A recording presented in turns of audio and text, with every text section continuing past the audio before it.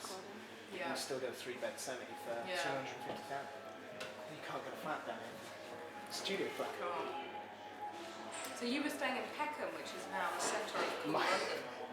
Just down the road. My friend Miles Blackley formerly was a producer and editor on Panorama. Oh really? He lives in Peckham? Yeah.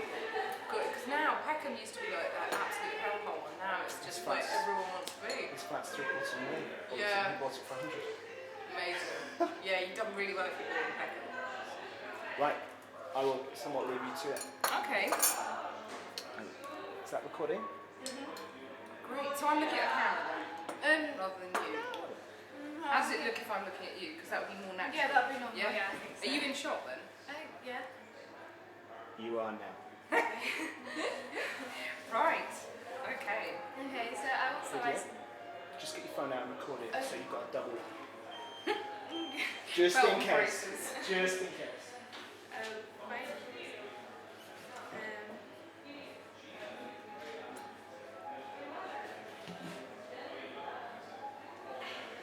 And I've muted my phone, so that's good. So you said that your motivation is to speak up for those who might otherwise go unheard. Is this behind your passion for journalism, and do you have any examples of where you've been able to do that? Great, yes. So I suppose what got me into journalism was that I'm quite a nosy person. And I always want to... Can I just check? Should we check the sound? Because I'm just worried that the microphone's quite a way away. Should we check that? Oh, no, I Is it all right? watched them because I did some testings and then you could Right, you're okay. pretty well, Okay, yeah. Excellent. Okay, so take two.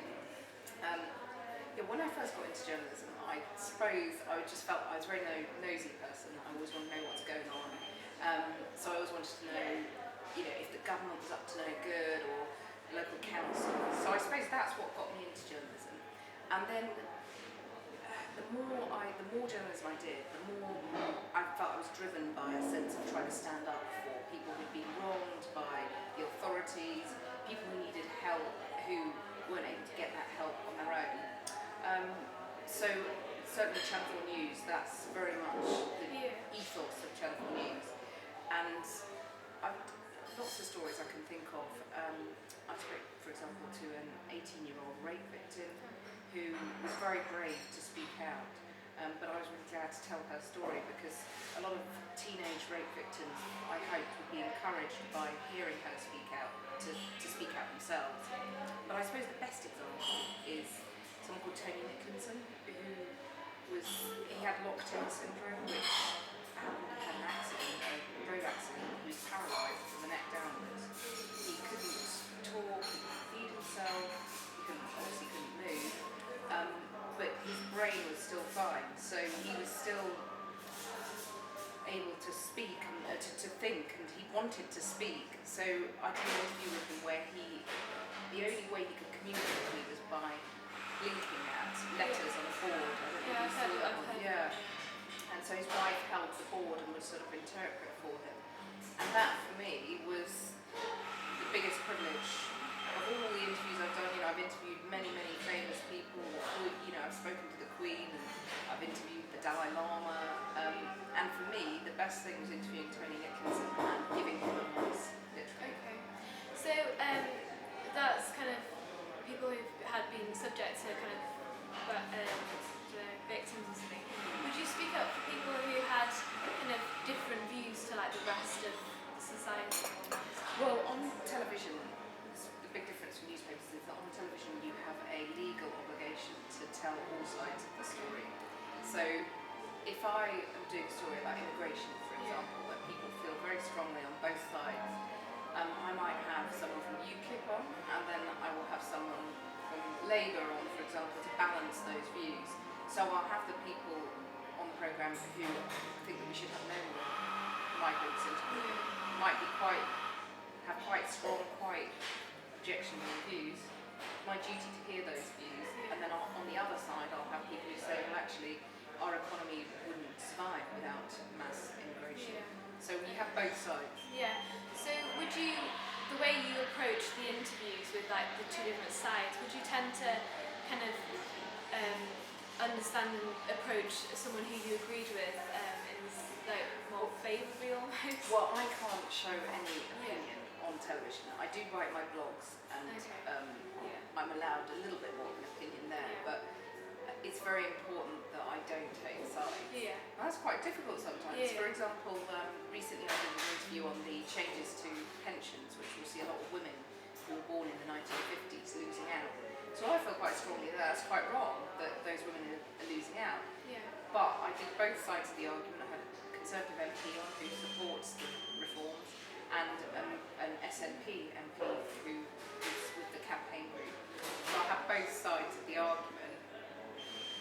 Sometimes, for example, Google and tax, it's quite hard to defend Google for that. But I've still got a duty to interview John McDonnell, the Shadow Chancellor, who's campaigned against Google on the tax issue. I still would have a duty to say to him, as I did, if you tax companies too highly, you'll drive them out of the UK. So I'm not taking sides there, but I suppose there'd be more questions that would be quite critical of Google. Okay. And Tim Farron, he's classed an evangelical Christian, whereas it's more like David Cameron being Church of England Christian. Do you find it easy to stand up for his views and to represent them in the media when he kind of says that marriage is between a man and a woman, and that's quite a minority view almost now? Do you find that? Yeah, I mean, I suppose the interview I did with Tim Farron, was pretty tough on him. So yeah, I'm sure he would feel that I overstepped the mark on that. But I pushed the question on whether he thought that gay sex was a sin, because he wasn't answering the question. And so I felt that it was legitimate to keep on pressing him until he answered that question. And yeah, there is a sense in that if you're interviewing with someone with a belief that is quite at one end of the spectrum, so maybe some people might think that belief is a little bit extreme. I think it's fair to push them a little bit harder than someone who's got a very sort of mainstream view. Okay. And so you're the daughter of two chemistry teachers and want to be a violinist. Would you You've done say your research very well. Yeah. Would you say you have quite a mechanical view of life? I think my parents would probably say that I'm very unscientific. Okay. Because despite being the daughter of two chemistry teachers, I never really got science so much. I'm fascinated by it now, but when I was growing up, I was much stronger on the arts subjects and languages, music, and so actually I only did one science GCSE. In a way, I sort of regret that now, because now I see so much of technological advancement, and so much the key to the future of how we're going to survive and how we're going to live sustainably is all down to science. So I kind of wish that I knew more. I think probably I'd be much more employable if I was better at science than I have been. So yeah, I wouldn't say. I'd say, you say, do I have a mechanical view of the world? I think I'm quite an emotional person, and obviously, again, with my job, you have to slightly keep your emotions in check. But at the same time, one of my news editors once said to me, the minute you stop feeling for a story, that's when you should no longer be a journalist. You have to really understand why a story is upsetting someone, why someone you might be interviewing is upset or angry, and you have to feel for that. So on a sensitive issue, I hope you don't mind, you had to have an abortion. Do you find it difficult in an interview when someone thinks that abortion is wrong or has different views to you on that? Yeah, I do find that. I mean, that's what you're asking me, very good questions, because you're putting me on the spot. Because recently we did have a discussion on abortion on the programme. I can't now remember who the anti-abortion person was, but we also had the other side, the wife of... I think I saw that. Oh dear. Anyway, Irish comic, can't remember his name, but his wife, and she was pro-abortion for a similar reason to me, that she'd had to have an abortion and she wouldn't have been able to have it if she'd been living in Ireland. So I find that very hard to be objective about that, because I feel passionately that a woman's right to choose is so important. I hope that I would still be objective in an interview, But yeah, it's hard Yeah. to take your own personal beliefs out of a situation like that. Yeah. And because of your experiences and important issues that go on, so like homosexuality and abortion, do you assume a default ethical position? So do you think that all politicians should agree with kind of the way society thinks, and do you assume that they have a particular view? Sorry, just so do I assume that the politicians are in tune with the public on? Just tell me the question again. Do you assume a default ethical position? So do you think they're in tune with it? Do you assume they should Well, I be? just think there's a real wide range of views on everything from homosexuality to abortion. Sometimes the politicians aren't very in tune with the public on things like, you should look up actually for your project, the death penalty. And abortion rights. There's been some interesting polls on both of those things which suggest that the view of MPs is actually more progressive, more liberal than the view of the public, which is very, so I can't remember the latest figure, but I think until quite recently the majority of the country did support bringing back the death penalty, whereas the majority of the Commons wouldn't. So I think for politicians it's their duty not only to reflect public opinion but also to lead public opinion, and I think a really good politician, a really smart political leader does that very well, because you can't be driven. I don't think politicians should be driven by focus groups. They shouldn't be surveying public opinion all the time and then just sort of parroting back to people what they think the public wants to hear. We need to persuade the public of particularly sensitive issues like abortion, death penalty, homosexual rights. I mean, you need to, I think slightly, as a politician, you need to have the courage of your convictions. Okay. So do you think, back to the subject of journalism, do you think that all journalists are biased? That's very tricky. Because I spent 10 years on newspapers, and newspapers definitely have more freedom to have opinions and to campaign. So all journalists will have a set of personal beliefs, and I think it's very important that journalists put those personal beliefs aside and to try and, because you don't always, you think you know about a story. You look at the Met and the trouble it was put into over the sexual abuse allegations with Lord Britton and Lord Brownell. In a way, no one believed the victims of Jimmy Savile, and so for years his horrendous crimes went undetected. And now there was a rush the other way to ensure that no allegations against a member of the establishment were left uninvestigated. It's right that they should be investigated, but there were also some preconceptions that came in there. So I think as a journalist, or as long-winded way of answering your question, as a journalist you have to put all your bias and preconceptions aside, no matter what you think, and you've just got to go where the facts lead you, and make sure you look at every side of the story and every angle, which is what we try and do on Channel 4 News. When you interviewed Tim Farron, he very quickly moved on from his political opinion to his personal opinion. Why did you approach the interview in that way? Oh, you're really putting me on the spot now. I haven't watched the interview back recently, but he might argue that I moved too quickly from matter of politics to matter of personal beliefs. But I do think on something like gay sex or homosexuality more broadly, as the member of the Liberal Party, there's a real sense there that his personal beliefs are at odds with many in his party. And also, if you're a Liberal leader and you have quite an illiberal view on something like homosexuality, those two, how do you reconcile those two views? That, for me, was core to who he is as a leader. So I felt it was legitimate to press him on those personal beliefs. Okay.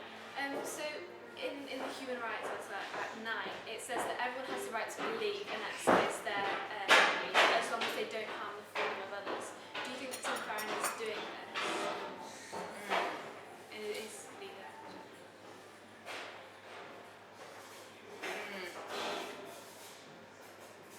I think that hasn't been put to the test, because I'm sure he would argue that it's his personal belief and he's not going to inflict his views on the rest of the party. But would he if there was a big, I can't think that there is one at the moment, but if there was a big litmus test on, public opinion or new laws on some kind of aspect of homosexuality, we've had gay marriage, so it's not going to come up again for a while. But if there was a big public policy issue, would he feel able to campaign for a change of law or to lead his party in a very liberal direction on that when his views are very defined in the opposite direction? I feel there's a, I don't think it's been tested yet, but I think there's a question to be asked there. Okay. And Tim Farron said in the interview you did with him that he would defend the rights of individuals and his party stands up for minorities. Are you and him quite similar in that way, do you think? Well, I suppose quite a lot of our viewers might well be Liberal Democrats, because I have no idea, by the way, I don't think we've ever surveyed what the political beliefs of our viewers are, but yes, there's definitely a crossover there with the Liberal Democrats' avowed defence of the oppressed, and that's what our remit is, to stand up for people who don't have a voice. But I'd say that if you look at the Liberal Democrats, the investigation that I did on Lord Renard and sexual harassment, I'd say they badly let down women. Well, Nick Clegg, the previous leader, admitted that they'd let down women for decades. For me, it was more shocking for the Liberal Democrats to do that, because in their very constitution, they say that they're there to promote equality. That's their number one reason for existing.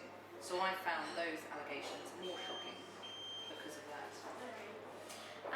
And Channel 4 News has around 984,000 followers on Twitter, whereas in September 2015, the Liberal Democrats only had 60,844 members. Do you think that you're more influential than Tim Farron, and that perhaps maybe the views that you hold are more influential than his views are on his party? I think, that's really hard to say. Who is the media more influential than politicians? I'd say arguably the media does hold more power than many politicians, and which is why we have to be very careful to use that responsibly.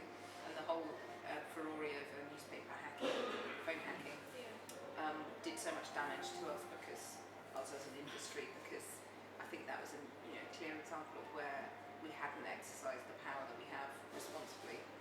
But politicians, part of their job is to influence public opinion in the same way that we have a power and an influence over public opinion. But a lot of MPs, their job is to represent their constituents in a particular area and deal with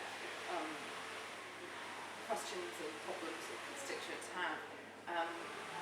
So the job of an MP is so much wider and more varied than the job of someone in the media. They represent their constituents, they also vote on laws and bring in new laws, vote down laws, and then they also go on media and influence people. So I'd say that's just one aspect of their job. In a way, our job is sort of ask the question. So what other concerns, if any, do you have about Tim Farron and how his religious views might affect him as a leader?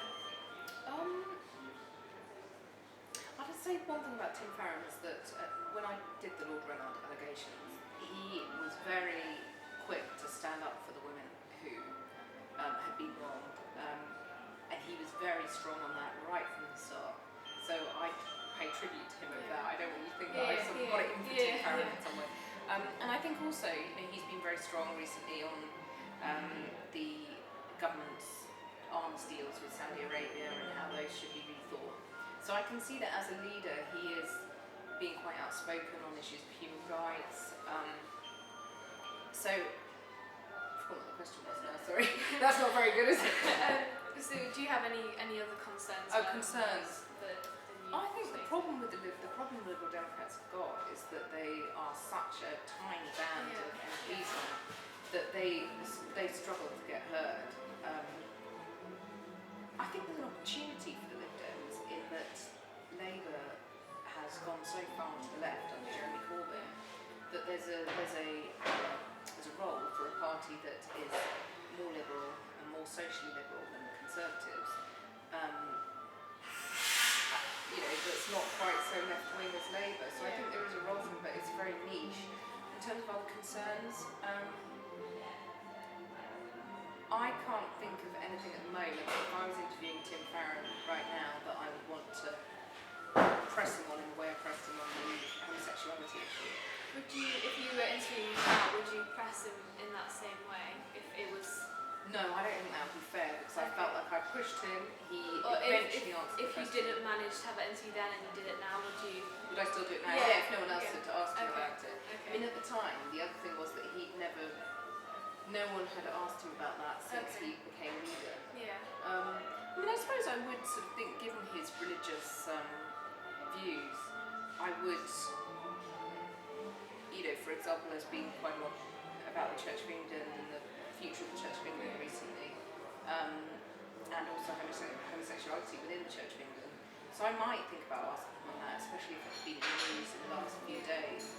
But I think the biggest problem Lib Dems have got is how to be relevant when they're so small now. And Tony Blair didn't speak about his faith until after his time as Prime Minister. Do you think that was deceitful of him? Well, as Alistair Campbell, his spin doctor, used to say, we don't do God, because there's always been a bit of suspicion amongst the public of leaders talking about their religious views. So I think that's always been the back of many politicians' minds. Is that right? I think discussion of religion now is much more a part of mainstream debate because of all the discussion about Islam and fundamentalism.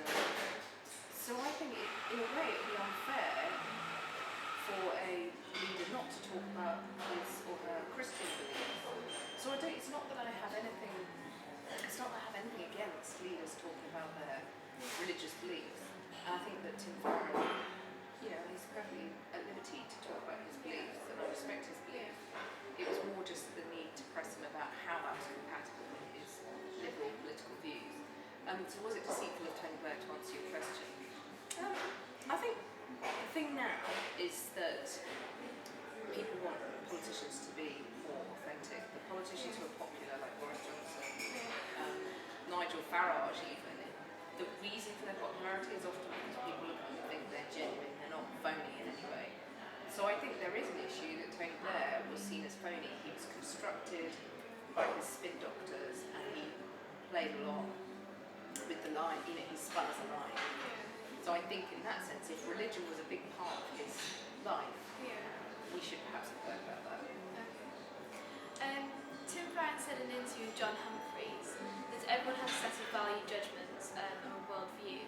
Do you think the religious worldviews are more influential on the individual than non-religious ones? I think it depends what your religion is, really. I mean, I think that, my parents are pretty religious, but I'm not. I would say I'm atheist. But I would also like to think that I would have a broadly Christian attitude in terms of Christian values. I would like to think that, I suppose I'd like to think that some of these spirit of generosity, charity, forgiveness, some of that sort of rubbed off on me from my parents, I hope. But I would say I'm atheist. I think particularly now, when you think about, for example, if you're Muslim and you have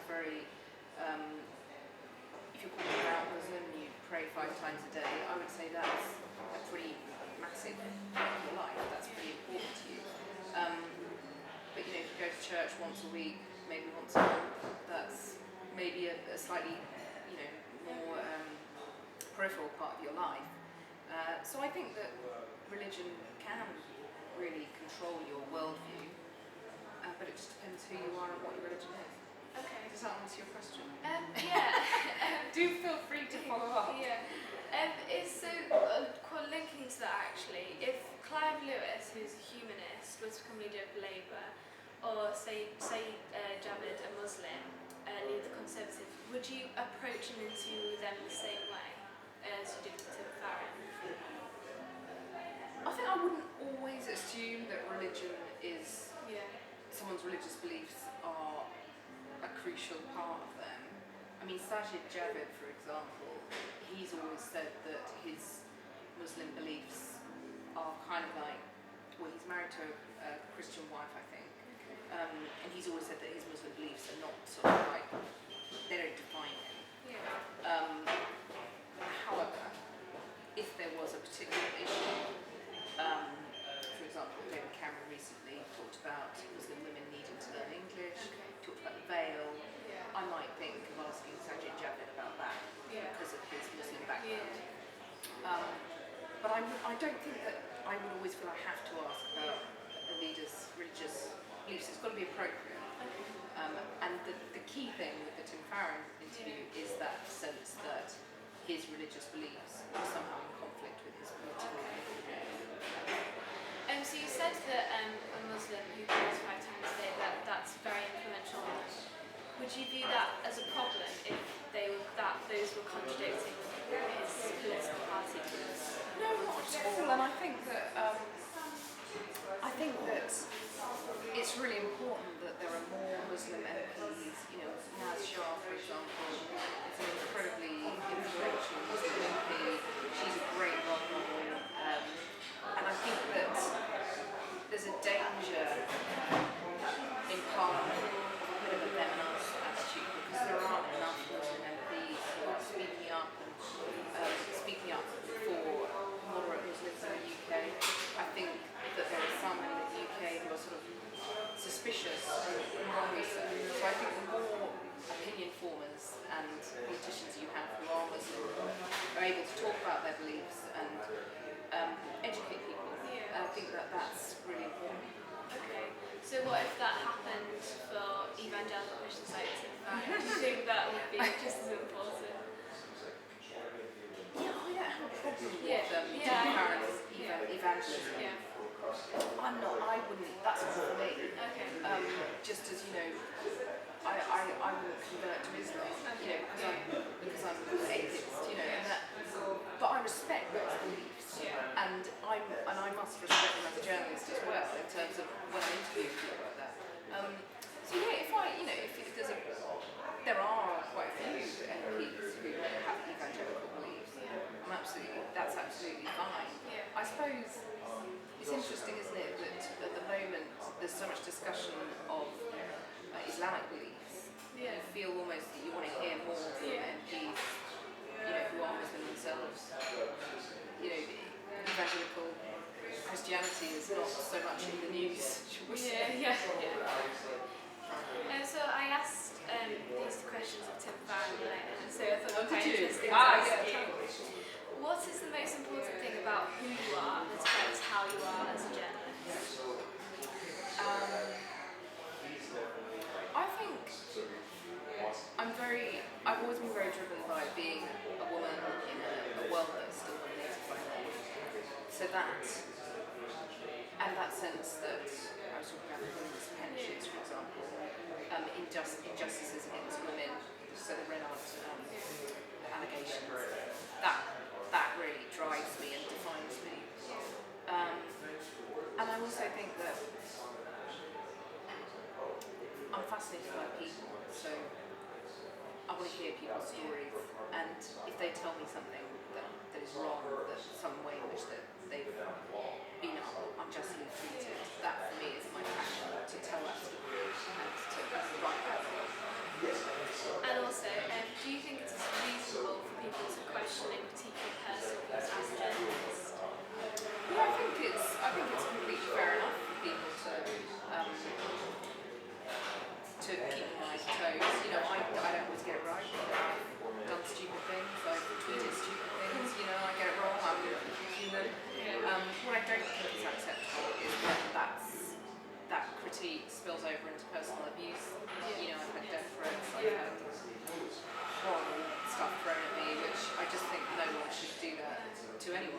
just think let's just have, if you disagree with me, that's absolutely fair enough.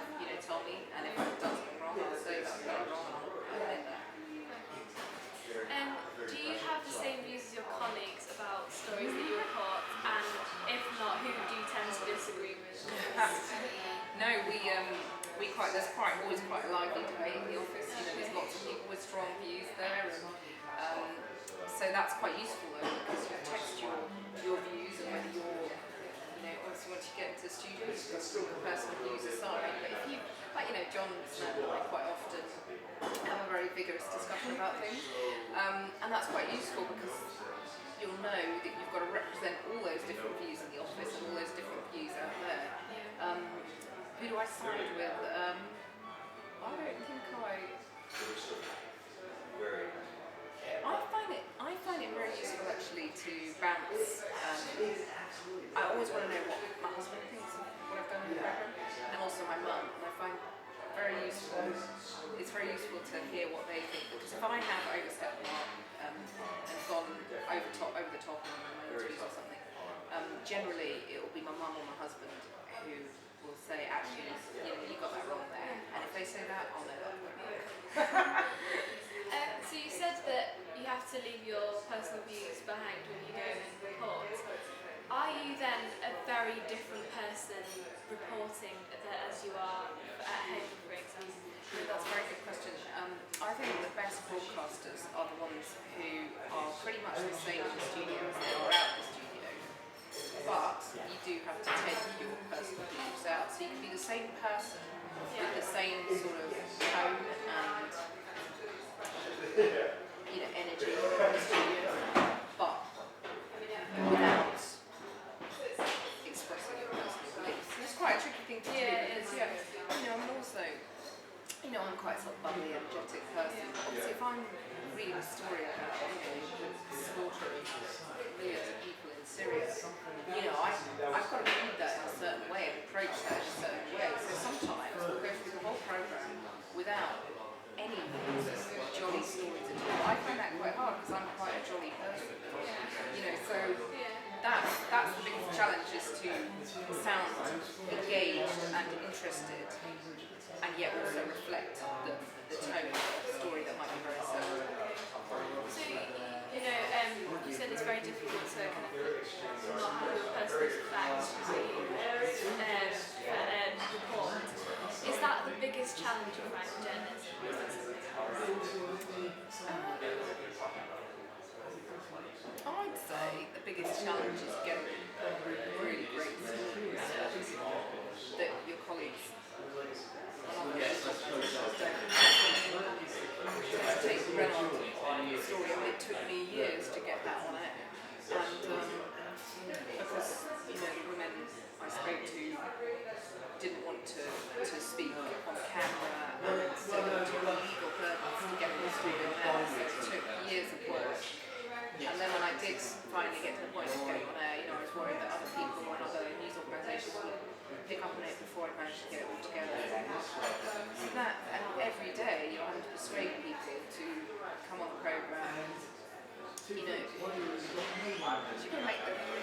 get the most interesting people on the programme every night, and the most interesting people are the hardest to get to. So that for me is the most challenging.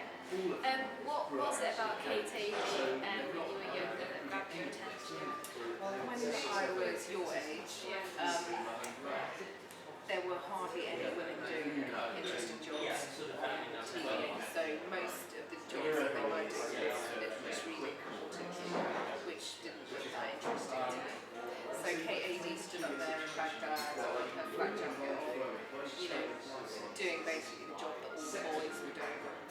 That to me, I thought, wow, that's really interesting. And ironically, I've reported from war-torn countries, but I've never done war reporting as such. And actually now, I really want to. So it's funny that my idol, I've sort of not quite, I've not emulated.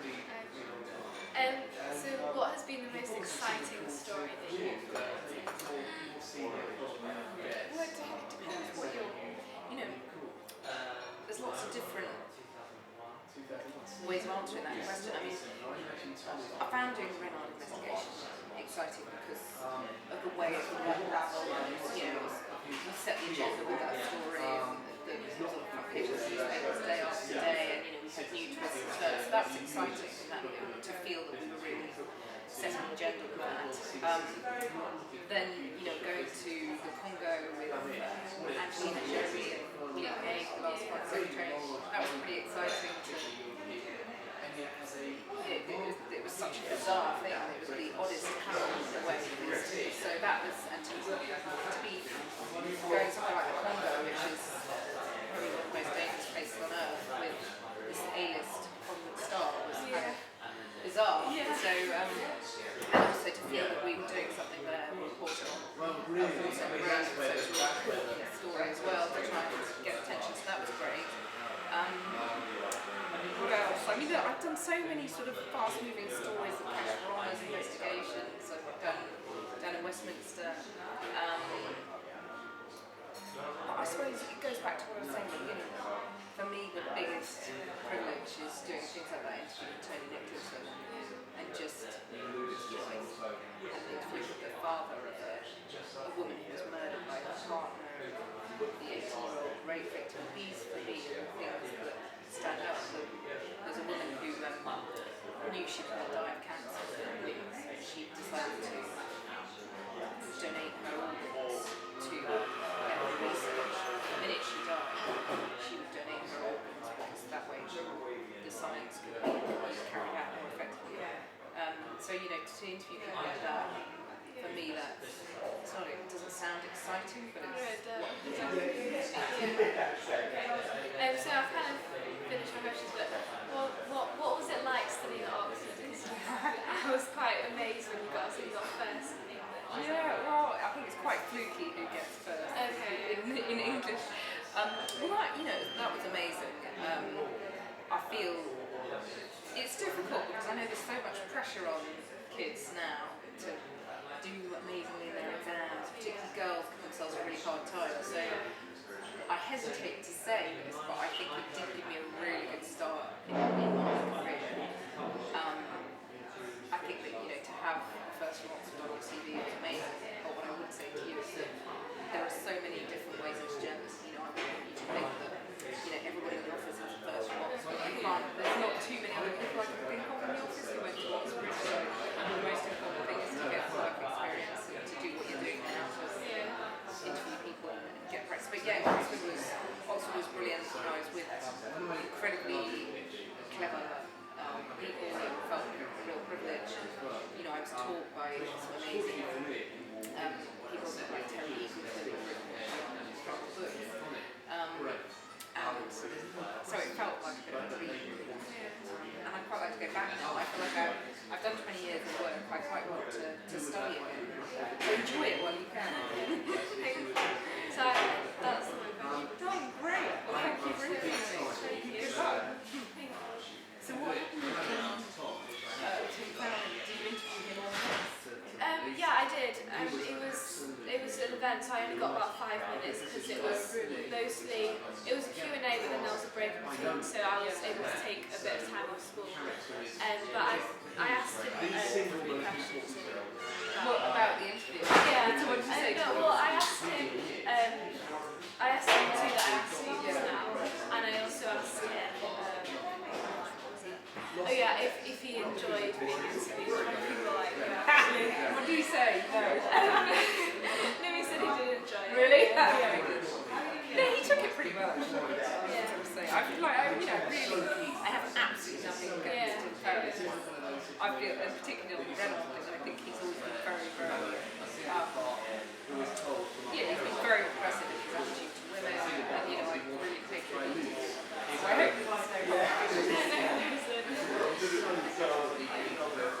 Great, you haven't done any of your watch on. No, I know. Have you switched the thing on? Is that still on? I think so.